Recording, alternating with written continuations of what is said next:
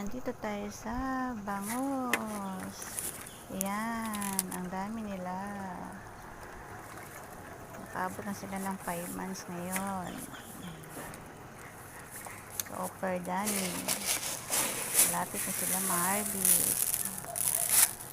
Ayan. Nakakatakam. Sobrang takam.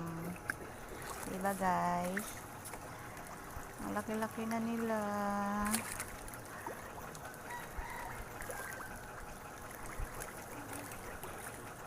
Ayan. Pa-subscribe lang din po sa channel namin. Kahit short lang. Ang pa-share din po sa aming video na ito. God bless po. Salamat.